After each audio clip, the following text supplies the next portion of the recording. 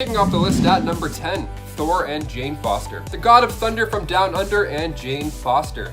Now, we see this relationship in the MCU, not that much though. See, it's said in the beginning of Thor Ragnarok that they broke up, so already this relationship in the MCU is pretty rocky. But now with Natalie Portman confirmed for Thor Love and Thunder next year, we may even go a bit darker with their romance. See, in the comics, their relationship began in the 60s when readers were introduced to Jane.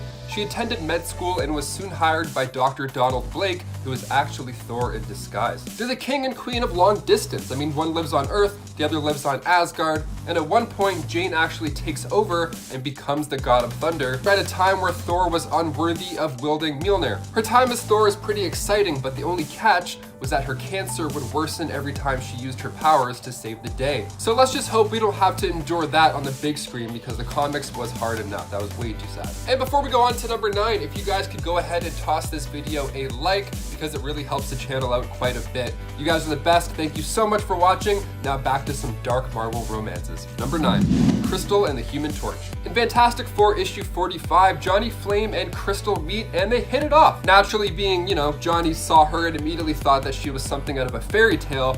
How cute. So he approached her and of course this spooked her, causing this giant gust of wind, a quick storm, and then poof, she was gone, nowhere to be seen. Johnny is like, what the blazes was that? Why is she gone? How did this happen? Mysteries, mysteries. A few pages later, he runs into her again, but this time they show each other their superpowers, and that makes them instantly bond. The Fantastic Four needed a replacement temporarily while Sue was recovering from having their first child.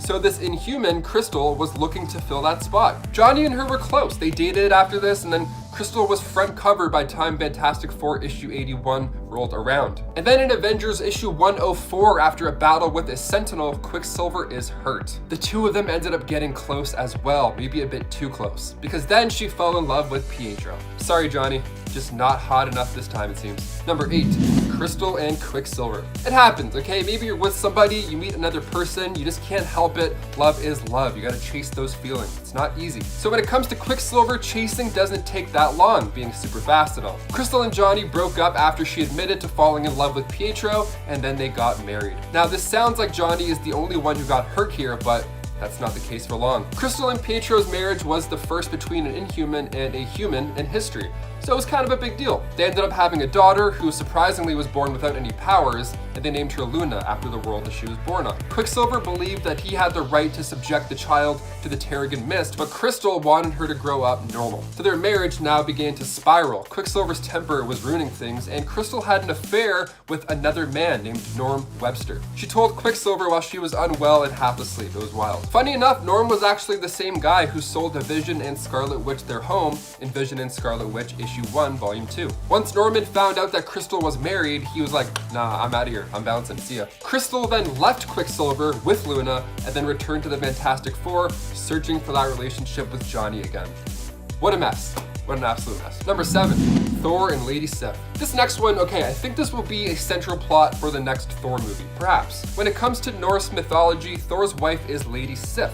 In the comics, it's not that easy. See, they were on and off for a while, and we see glimpses of this in the MCU. With Lady Sif's absence in Ragnarok, fans can expect her to return into Thor's life, kind of like Bo Peep in Toy Story 4. She's still around, she's just not around here right now, per se. In Journey into Mystery, issue 102, Thor had fallen in love with Lady Sif, so much so that when Sif had been kidnapped by storm giants and ended up as a prisoner of Hela, Thor straight up offered his own life in order to save hers. And Hela was so impressed that she let them both go. She was like, wow, go make out, go do something, that's great, you guys are great. And then in Thor 236, Lady Sif sacrificed her own life in order to save Jane's. Now, while this may seem like a rather dark plot, I'm sure we'll get some sort of version in it in the next Thor movie. Maybe the reality gem has caused some life-altering effects to Jane, and Lady Sif can somehow be the only one to save her at the end of the movie. Number 6, Black Widow and Bruce Banner. Remember in Age of Ultron when Black Widow was the key to calming Bruce Banner down? They were in love, probably. I mean, I think, maybe? I mean, they were flirting at the beginning of Age of Ultron. Even Steve Rogers was like, hey, you're not breaking any bylaws, go for it. I insist. And then cut to later in the movie, they're at Clint's secret family farmhouse talking about running away together. And then after all this time, Bruce finally returns to Earth in Infinity War, and he says hi to Nat, and then she says hi back, and that's kind of it. Well, according to Infinity War co-screenwriter Stephen McFeely, he said they certainly tried to, but it became very clear that if the scene was just not the A-plot of the movie, it couldn't survive Infinity War. He said that thing has to be on rails just to get to the finish line. He said you couldn't wrap up loose threads just because you wanted to. That's a valid point, but when Natasha sacrifices her life in order to allow Hawkeye to get the Soul Stone, Banner just like throws a bench. I mean, I was seriously expecting more heartbreak from him. I was actually expecting him to kind of Hulk out a bit, but no, he wears cardigans now, so he's all good. Number 5, Spider-Man and Gwen Stacy. This one left average moviegoers stunned in theaters when The Amazing Spider-Man 2 hit the big screen. We see the famous death of Gwen Stacy from the comics on the screen, and it's so sad. God, it's so sad. This horrible moment comes from issue 121 of The Amazing Spider-Man, where the Green Goblin drops her off the Brooklyn Bridge, and although Peter has his trusty webs, sometimes the angle just doesn't cut it, and then he caught her the wrong way, and Gwen Stacy's neck ended up snapping from the momentum. Eagle-eye fans could spot the clock tower in Amazing Spider-Man 2 striking 12:10, which references that of issue 121. Number 4, Black Panther and Monica Lynn. Monica first appeared in comics back in Avengers issue 73. She grew up in Georgia but moved to New York, where she then met Black Panther. T'Challa saved Lynn from the Sons of the Serpent, and usually when there's saving involved, loving comes after. They hit it off, so much so that Monica actually lived in Wakanda with her prince as well. In Black Panther, Panther's Prey issue 4, he calls off the engagement without giving an explanation why. But then in Black Panther volume 4 issue 16, Monica Lynn is seen performing. She's a great singer in the comics, and she sings a sad love song to a sold-out crowd in Washington, D.C. Through her lyrics, she reflects on her heartbreak and the fact that T'Challa is marrying someone else. He actually ends up marrying Storm. Wow, what an artist. She turns her pain into passion. She's like Adele, but better. Number 3, Jean Grey and Scott Summers. Cyclops and Jean Grey became close in the school for gifted youngsters after Scott was given a visor made of ruby quartz. He could then control his powers and shortly became the deputy leader of the X-Men, and then of course fell in love with his teammate, the wonderful Jean Grey. Sounds like a dream when it comes to the gifted youngsters, no? I mean, they're super close, and of course their romance was a fan favorite. She's in his head as well. I mean that in a literal sense. Jean created a psychic link between them both, giving them the ability to read each other's minds. Guys, just a pause right there. Would you ever want that with your significant other? Would you ever want like your brains to be linked and you know what each other's thinking about? I mean, that's trust. That's a lot of trust. I can't tell if I would hate that or love that. They went strong until Jean sacrificed herself to save everybody from the Dark Phoenix in X-Men 137. And Scott would surely take his time moving on until he married Madeline Pryor, of course. Number 2, Vision and Scarlet Witch. Perhaps one of the most interesting couples in the MCU, and especially after the events of WandaVision have just unfolded last week, it's fair to say that this deserves a spot on the list as well. He's an android and she's a witch, and they go through a lot together. So Vision and Wanda tied the knot back in 1974, and they've even welcomed twins at one point. Catch was, those twins of Wanda and Visions came out of nowhere, and it was then revealed that their souls were actually part of Mephisto, which was actually a running theory in WandaVision for a while, but that might have been too dark for the show, which makes sense. So these twins have been in the comics to grow up to become Wiccan and Speed, and in the MCU, Wanda and Vision's romance is super fun to watch for the most part. I mean, they joke and bond over paprika, they watch sitcoms, and they have incredibly deep conversations about love. They both got their abilities from the same Infinity Stone in the MCU, so they're literally connected in a way. In the finale of WandaVision, she says goodbye yet again to her love, and this time it's on their terms. Now with the other White Vision being free, and he's basically another version of that same Vision, odds are it's going to be even more heartbreaking once Wanda leans into this villain role in Doctor Strange in the Multiverse of Madness, and they yet again have to say goodbye for like the 4th time. I've lost count at this point. And finally, number 1, Tony Stark and Pepper Potts. When it comes to character arcs in the MCU, Endgame did a really good job of wrapping storylines up for most of our characters. I mean, Black Widow for sure could have used a funeral, but I mean, her solo movie is coming up, so maybe we'll see more of that then. But when it comes to Tony Stark and Pepper Potts, she used to work for him, answering his calls, watching him tinker around in the basement, building Mark II. They had their ups and downs throughout the years. Like in Civil War, Tony and Pepper were separated, and then at the end of Homecoming, Tony pops out an engagement ring, and then things come to a tragic end, of course, when Tony sacrifices his life in order to wipe out Thanos and his army. Of course, repeating the same words that kicked off this entire thing in the first place, those being, "I am Iron Man." So now with Pepper being more than capable of suiting up herself and helping out in the battle, could we see more of her in the MCU, perhaps in her Iron Man suit? Probably not. It doesn't seem like we will, but hopefully, time will tell. Number 10, She-Hulk.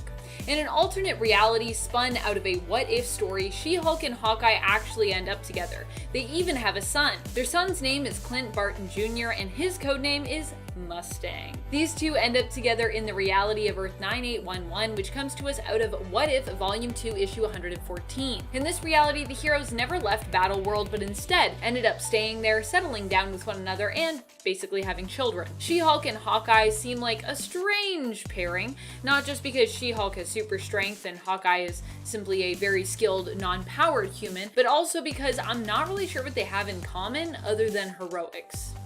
Number 9. Laura Barton.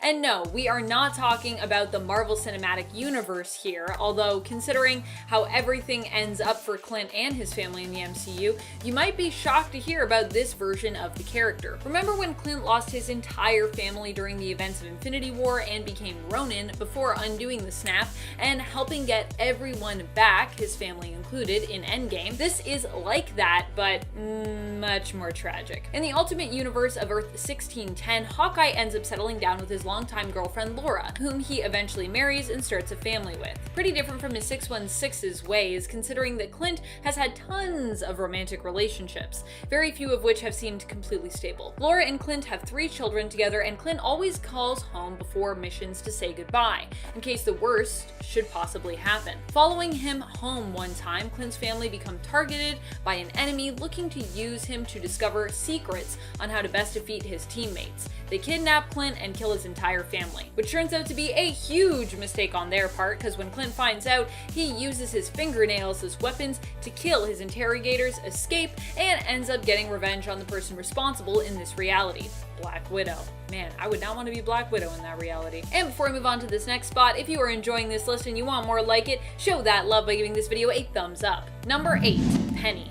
Penny was a woman Clint had a random dalliance with that came back to haunt him. Penny first appeared in issue 3 of Matt Fraction and David Aja's Hawkeye series, where she was referred to initially as Cherry. After selling her car to Clint and then sleeping with him, it was revealed that the Mafia wanted her. Fortunately, both Hawkeye's Clint Barton and Kate Bishop were able to help Penny escape the Mafia and get safely to the airport. Later on, Penny returned to ask for Clint's help after the Mafia tracked her down to get the combination to a safe only she knew the code for. In the same arc, we learned that Cherry was actually Penny, and later on that Penny was actually Darlene. Darlene Penelope Wright, to be more exact, or Penny for short. Because Penelope, you get it? Her reappearance actually caused quite a bit of a stir. You can check out Penny's first appearance in the 2012 Hawkeye series in issue 3. Number 7. Night Nurse. One of the most unsung heroes in the Marvel Universe is Night Nurse. While Linda Carter hasn't been the only one in Marvel to wear this mantle, she is the version of Night Nurse we are talking about here, and is actually the oldest character in Marvel to have taken on that mantle, starting out in the comics as a student nurse. In the latest Spider-Woman series, during the King in Black event no less, Hawkeye's ex, Jessica, ends up finding out about his relationship with Linda at kind of the most awkward time. Even Linda herself acknowledges how Clint's fixation on their relationship has some pretty terrible timing, with Clint even going so far as to make a jealous remark after discovering that Stephen Strange left some magical shackles behind with Linda. You can check out the magical shackles, awkward banter, and a pretty crazy fight between Spider-Woman and Captain Marvel in issue 7 of the 2012 Spider-Woman series.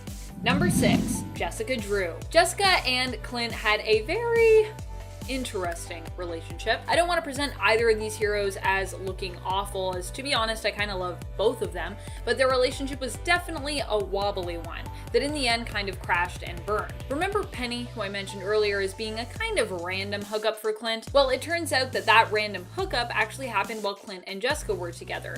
It seems that there was a huge misunderstanding as to what the rules of the relationship were. In the end, there just wasn't a lot of clear communication from both sides, which ended up leading to Jessica being very hurt when she found out that Clint had slept with Penny during their relationship. This obviously ended things in a very dramatic fashion between the two, and while Jessica and Clint are in a little bit of a better place now, the ending of their romance was a rough one to read.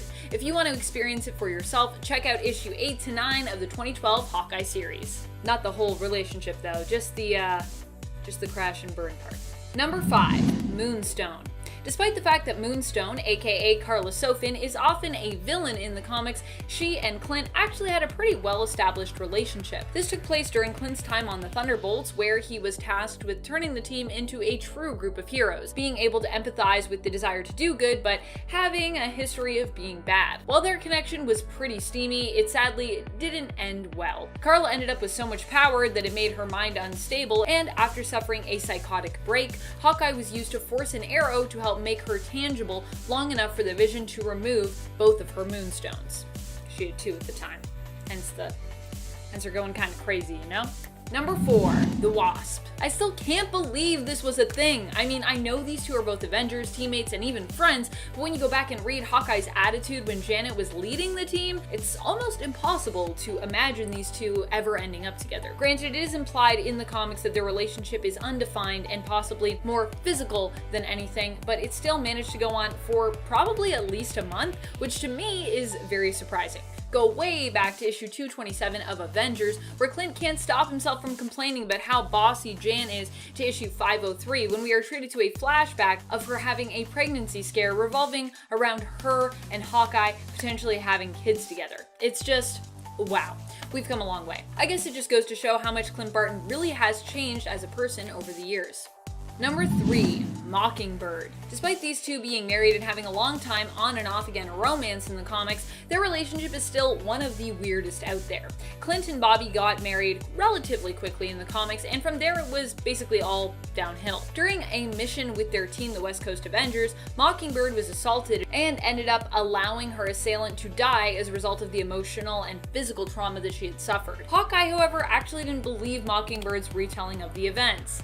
Yikes. That's pretty awful. Eventually, however, the two did manage to move past those events and reconcile, but unfortunately, Mockingbird died almost immediately after that happened. Later on, it was revealed that the Mockingbird that had died was not actually the real Bobby Morse, but was in fact a Skrull. Gasp. Bobby returned to Earth, but had been tormented while in prison by a Skrull impersonating Hawkeye, so just seeing Clint was pretty traumatizing for her. Add in that before she was abducted, Mockingbird had actually planned to file for a divorce with Clint, and you have a pretty weird and tragic stage set for their reunion, with Clint being like, "I'm so glad you're back," and her being like, "Ah, get away from me." Number 2, Scarlet Witch. After the events of House of M, Clint ends up tracking down the Scarlet Witch to check in on her. In the comics, it's always kind of been implied that Clint had a thing for Wanda, and of course, she is one of those characters that in her early days at least, everyone simply desired her because they just found her beauty so irresistible. Even Namor was into it for a time, and even compared his desire for her and his attraction to her to that of his desire for Susan Storm of the Fantastic Four.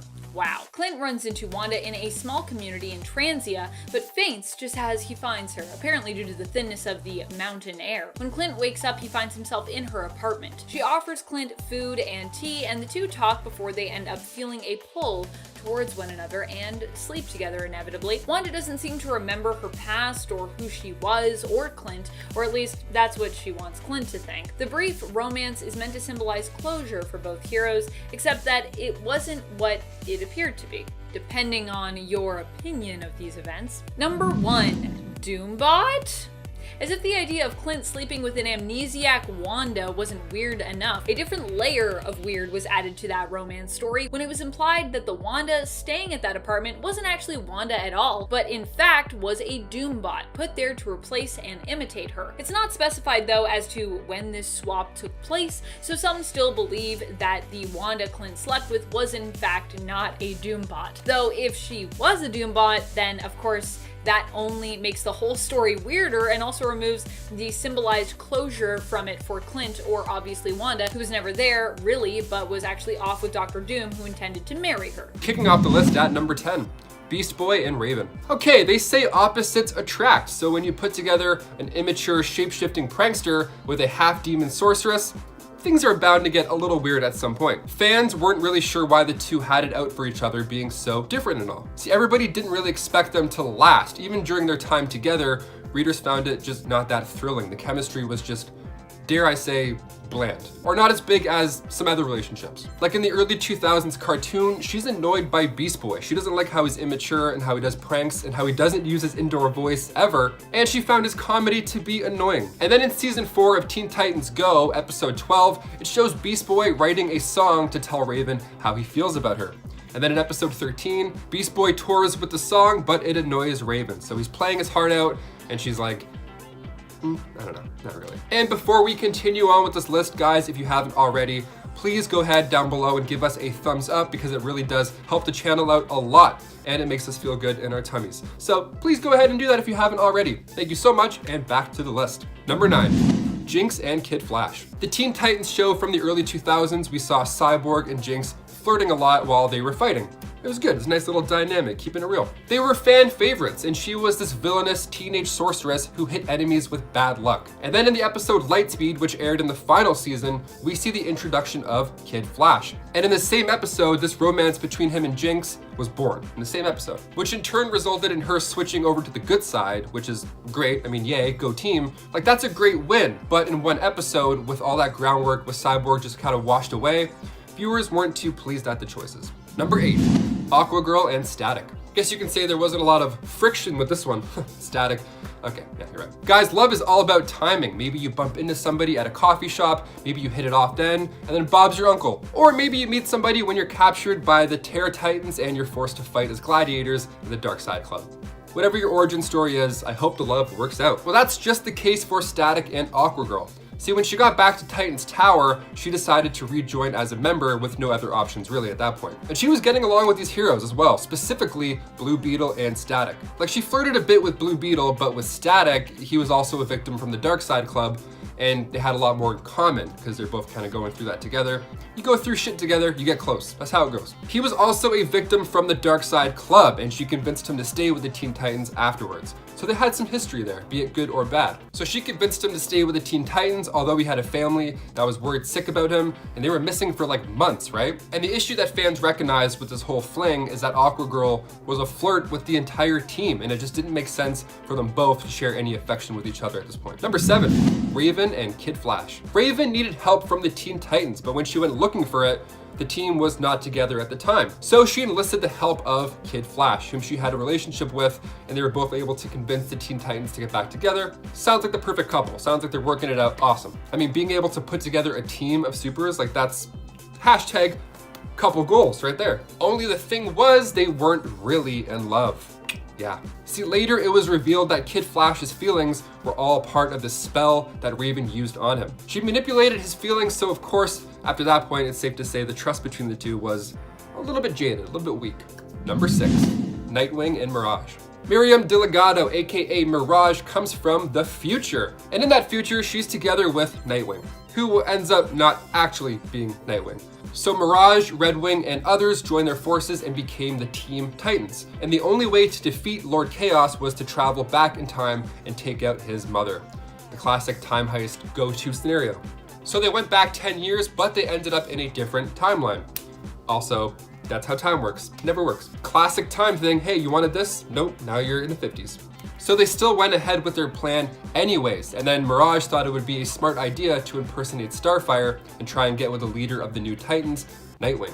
See, that plan didn't work after all, but they ended up joining forces to take out Lord Chaos anyways. So Starfire during this time, of course, lost a lot of trust for Mirage. So she hooked up with who she thought was her future man, and Dick didn't even notice during this crazy night that it wasn't her. It's just, this is definitely one for the books. Number 5, Nightwing and Raven. Nightwing and Starfire worked together for a while. They were members of the team, they got along, and they're probably one of the better couples. If we did a list about top 10 better couples, they would for sure be in that list. So they were about to get married. They were so close. They were literally right there at the altar when all of a sudden Raven showed up to destroy the wedding, even taking out the priest before he made it official. So Starfire and Dick ended up calling it after some time because Starfire felt like Dick wasn't really in it for the long run. And then Dick was kind of like, you're not wrong. So Raven and Dick were never a couple in the comics. This is an important note. So for her to come out all of a sudden and be attracted to Nightwing was just the writers trying to make Dick seem like a bigger catch at this point. Raven was just getting used to having emotions at this time, being fair, but when it came to keeping it cool around Dick, or rather Nightwing, but when it came down to keeping it cool, acting chill around Nightwing, She just couldn't get a grip, but everything else in her life she could control. She just had to ruin the wedding, eh? I mean, no dancing to shout, no white wine. Number 4, Kid Flash and Solstice. When Bart was captured and forced to serve a life of labor on a distant and lonely planet, Solstice, who at the time was in love with him, just head over heels, took out an agent of the functionary just so she could serve the same punishment and be with him. I remember one time in high school, I said I was part of this group that was slacking off. I got in trouble just so I could go to detention with them, or else I'd eat alone, you know? Ride or die, let's do it. So I get it, but I mean, these stakes were just, you know, a tad higher. So Bart, Kieran, and Superboy decide to remain in the 30th century, and Bart and Solstice were trapped on the planet Takaron Galtos, forced to kill and survive. All the while, love just flows in the air between them. Number 3, Robin and Wonder Girl. This next one is absolutely insane. Okay, it's so gross as well. So after the death of Superboy in Infinite Crisis, Robin's plan was to try and replace him with a clone using Superboy's corpse. Now, of course, that was way easier said than done, and this failed over and over and over again. So Wonder Girl waltzes in and then sees Robin frustrated at these failures, and he starts to destroy all of these attempts of a clone. Then they both bonded over how upset they were at the loss of Superboy, and with all the remains of all these clones just strewn about, just squishing under their feet, they shared a kiss while a tear was coming down their face. Beautiful moment, definitely a beautiful moment to be like, hey, we're gonna get through this, you know, like I miss him too. But like, you're standing on his spleen. You're standing on like 7 of his spleens, all these clones. I'd be like, hey, can we mop first? Like this is gross. I'm hearing squishy squishes while I'm trying to hug you. Can we please get a janitor? I mean, bonding over a death, sure, that's normal, but bonding over the death of somebody that's spilt around you, no way, we can't overlook that. Number 2, Beast Boy and TERRA. She pops up in the 2nd season episode titled TERRA, of course, when she's running away from a giant scorpion, which sounds like all my nightmares, sounds terrifying. Massive scorpions, no thank you. So the Titans, of course, come to the rescue, but help is not something she needed, really. Yeah, she was actually leading the scorpion into a trap where she would then use her powers to cause this stone bridge to collapse and take out this giant arachnid. And then when she introduces herself to the team, Beast Boy gets shy. He turns into a shy boy. He turns himself into a little turtle, which is something I try and do often. I'm like, oh, we got company. Back into my shell. This neck goes all the way into this hoodies when I'm nervous, when I'm a shy boy. And she loves it. She thinks he's hilarious. She thinks he's the cutest guy ever. Fair. So now TERRA and Beast Boy are close. Beast Boy convinces TERRA to stay with the team and train, but during that conversation by the water, TERRA accidentally moves a rock that Beast Boy is sitting on, so now the secret is out. TERRA cannot control her powers. The next day when she's being tested by the team on said powers, Beast Boy gives a few words of encouragement and she completes it. Perfect, love it. This sounds great so far, Taylor. What are you getting at? Does it get worse? This is number 2 for a reason. Then they receive a signal that Slade Wilson has returned and they track his location. So Beast Boy invites TERRA. TERRA's like, yeah, I'm ready to go. Clearly I passed this test, let's do it. So TERRA ends up cornering Slade, and then Slade explains how the team will get rid of her once they realize she can't fully control her powers. He's playing the mind game, okay? But his whole pitch here is that he can surely help with that aspect. He can help her control the powers. So she tells him to hit the road, and then she becomes a full member. Now, during a rendezvous with Beast Boy, the couple cross paths with Slade again, and then Slade reveals that TERRA had been a spy the whole time. And to make matters even worse, somehow, in the Judas Contract storyline in the comics, one of the main reasons behind this betrayal was that she, at 15, and Deathstroke were in love. Let's go a little bit higher. Maybe like a lot higher, Deathstroke. I don't know. I mean, age is just a number.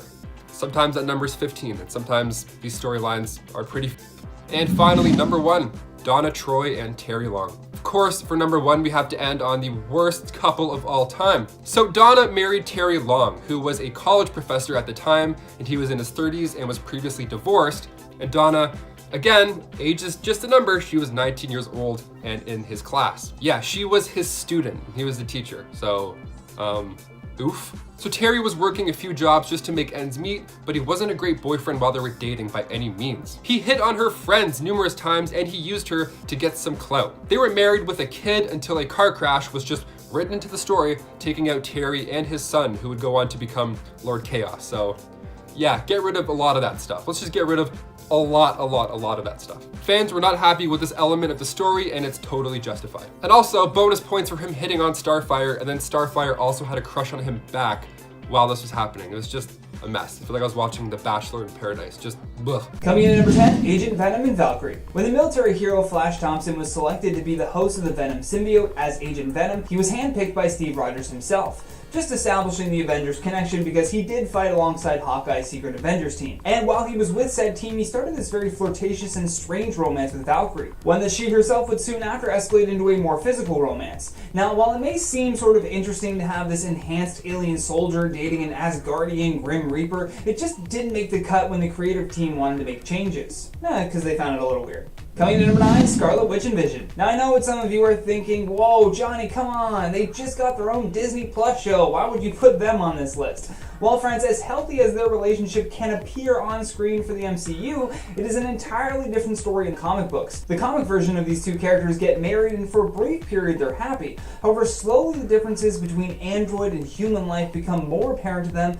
and thus their relationship begins to fall apart at the seams. More specifically in the Tom King Vision series, we see a less than ideal relationship between Wanda and Vision. Due to Vision's lack of awareness when it comes to things like basic human emotions, and of course his inability to give Wanda children, the pair just felt strange to watch work through all of these extremely obvious red flags in their romance.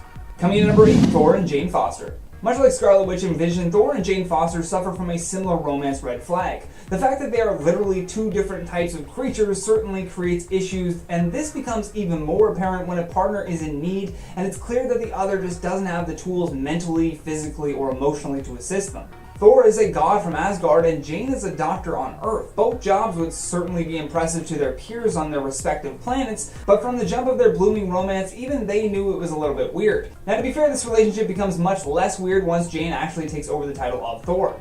Coming in at number 7, Yellow Jacket and Wasp. Now when we're talking about the Avengers, we can't forget the weird relationship between the founding members Hank Pym and Janet Van Dyne.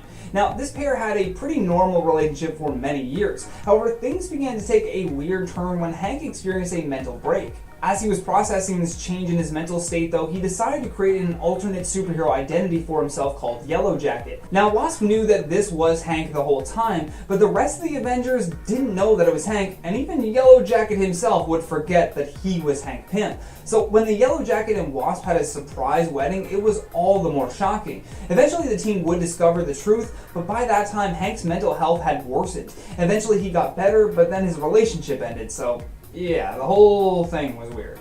Coming in at number 6, Black Knight and SERSI. While Dane Whitman was holding the title of Black Knight, he joined the Avengers, which is where he would end up meeting the very powerful Eternal known as SERSI. Slowly but surely, a weird relationship began to form between these two battle-ready warriors. Although when an evil villain named Proctor came from the future to kill every SERSI across the multiverse, their bond was strengthened because, well, it was put to the test. This was a pivotal moment for their relationship, and to make their bond extra strong, they enlisted the help of fellow Eternal Icarus. Icarus made it possible for Dane and SERSI to actually fight Proctor, although in a shocking turn of events, Proctor turns out to be a version of Whitman from the future that just went insane.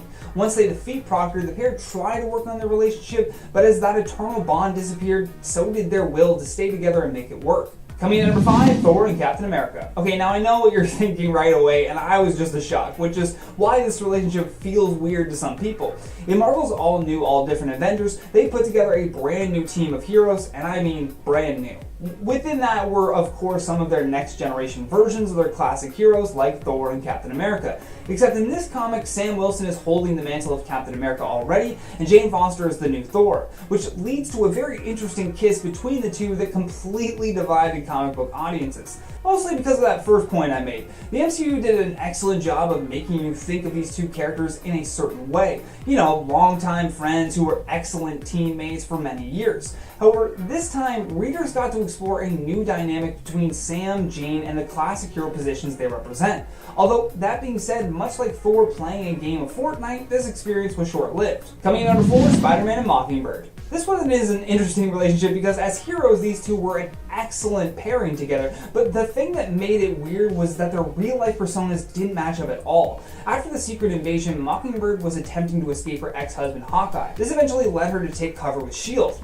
pun intended, which is where she would start working with Parker Industries. While there, Peter designed her a brand new advanced costume and they slowly started to build a flirtatious relationship. This did lead to some genuine feelings after they experienced fighting on missions together, but then the pair officially began to date for a bit, but honestly it was a really low point in both of their character storylines. Coming in at number 3, Scarlet Witch and Wonder Man. This one is the definition of weird and messy. I mean, compared to what Wanda's relationship would turn into later on with Vision, this one with Wonder Man isn't that bad. Although, here's where things get just a little bit messy. Ultron used Simon Williams' brain patterns to create Vision. Yeah, so when she began to have feelings for Vision, Wanda really started to question if they were genuine or not. Then after Wonder Man died, things got even weirder because his ionic energy ghost began haunting Wanda until she agreed to bring him back to life so that they could date. Man, am I right, ladies? Terrible joke. The worst part is that after Simon came back, it was already too late. Wanda's feelings for Vision were so strong, and this drove them apart.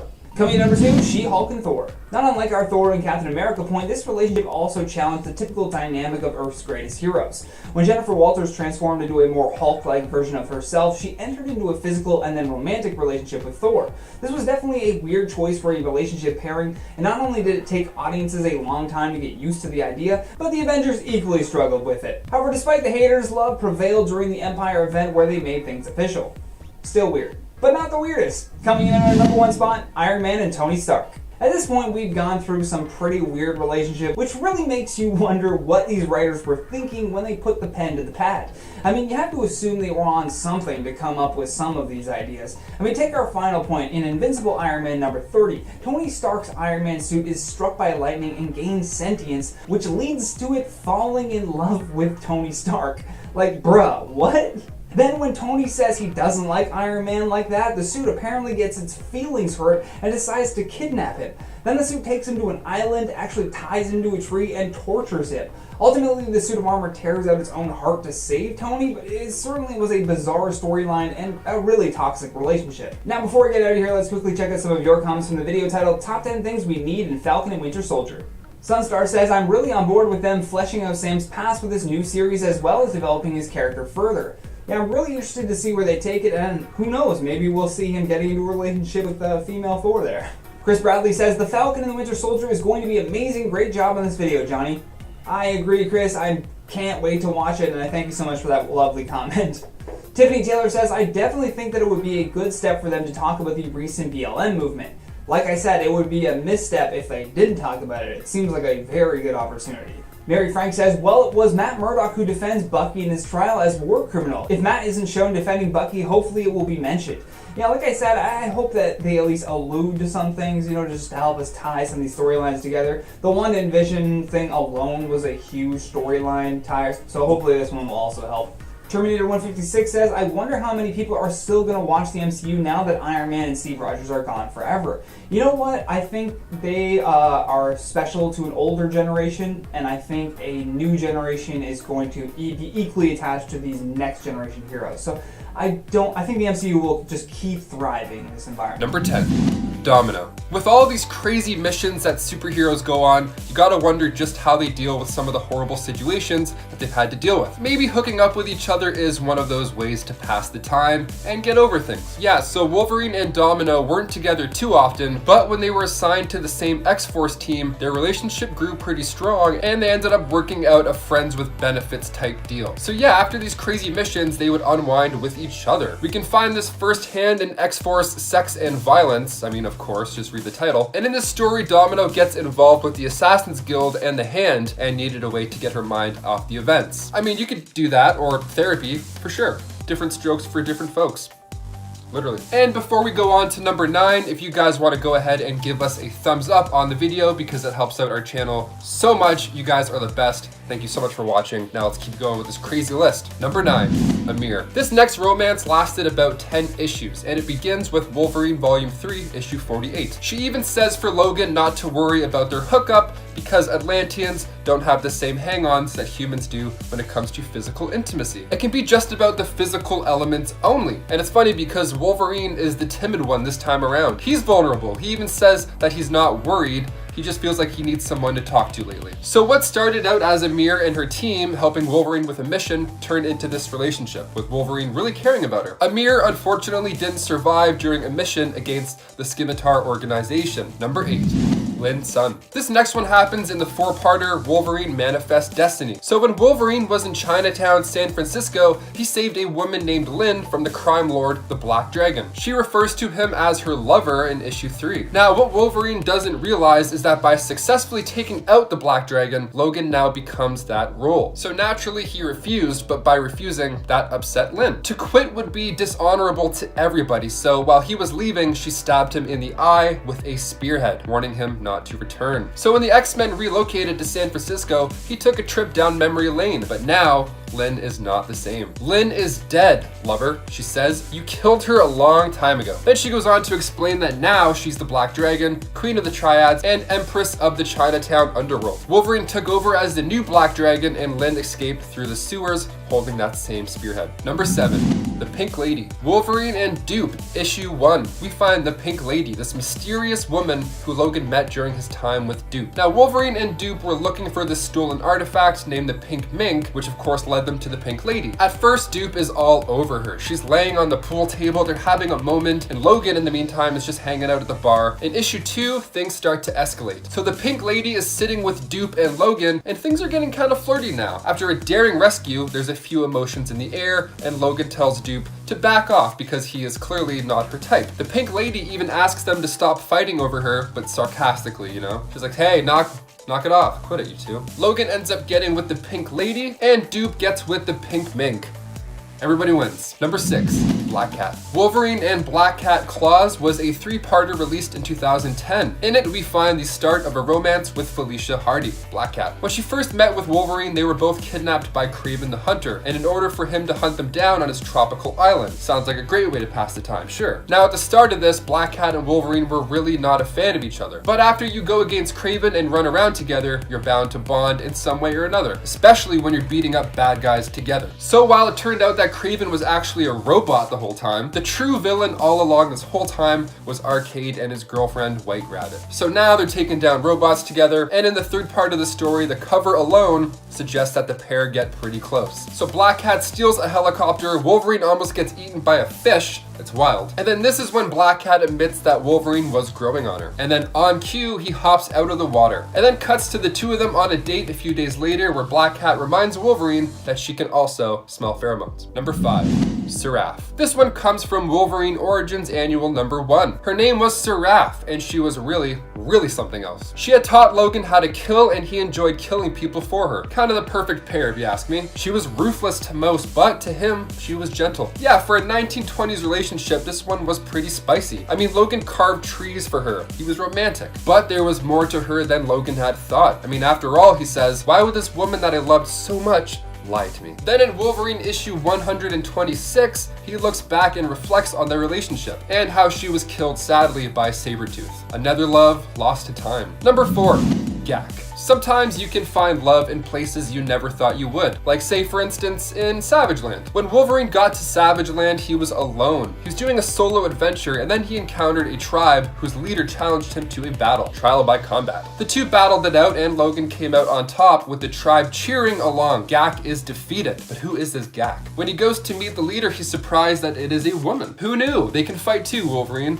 They spent some time together and they eventually became lovers. So Gak became pretty protective over him as she fought off the other woman who got even close to him. Things took a turn once Wolverine started getting chased down by a dinosaur, and then he was promptly eaten by the said dinosaur. But of course he was revealed to be alive, and then Gak tried to find ways to keep him in the Savage Land after that. She's like, yay, you're back, but also don't go anywhere. I'm gonna hide your plane. Yeah, she hid his plane from him. She wanted no way for this guy to get out. But eventually he had to return home by plane with a sad Gak watching. Hate to see you go, but love to watch you leave, Logan. Number 3, Squirrel Girl. Doreen Green. Alright, this one's pretty messed up. This has been speculated for a while now, and it comes down to a simple page of text. In New Avengers, issue 7, we see the two talking as if something had happened. Something rather intimate, that is. Cause see, Doreen is like, well, I hope we can agree to be professional, and Wolverine's like, why of course. Also, you look amazing. And she's like, hey, you look amazing too. So there's something there. This romance fling thing becomes more evident come Wolverine issue 8, when Emma Frost had entered Wolverine's mind and literally found a room called Sexual Fantasies. So Emma says, I know I'm gonna regret doing this, and maybe she was right. Upon opening the door, none other than Doreen Green is there herself, just hanging about. Number 2.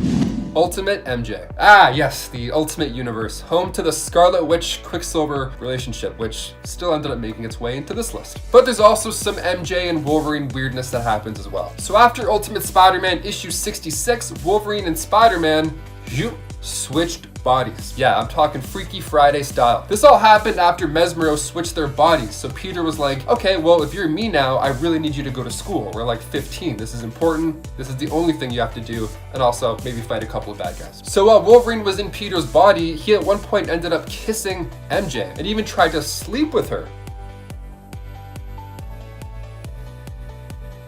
Yeah, I guess all those walks to school with her made him realize how awesome she was. MJ told him she wants to wait until they're older for that kind of thing though to happen. Thank God she said that, honestly, or else I don't even want to know. I don't want to go down that road. And number 1. Charlemagne. This one was revealed in Spider-Man vs. Wolverine back in 1987. So back when Wolverine was a spy, he had gotten with an agent known as Charlemagne, and they were really close, like most of these are when they start. So after their time together, she went on to become a mercenary for the KGB, but when they finally reunited, she had gotten too deep into this trouble and wanted Wolverine to be the one to take her out rather than her get tortured. Brutal concept, just all bad. But good guy Spider-Man luckily wasn't gonna let that happen as long as he was there. So they fight it out a bit until one of Spider-Man's punches accidentally hits her instead of Logan. And then Wolverine holds her until she fades away. Wow, nothing like Spider-Man just punching one of your past lovers out of existence. So for that, this one easily takes number 1 because of how sad it is. MJ is weird and gross and creepy, but this is,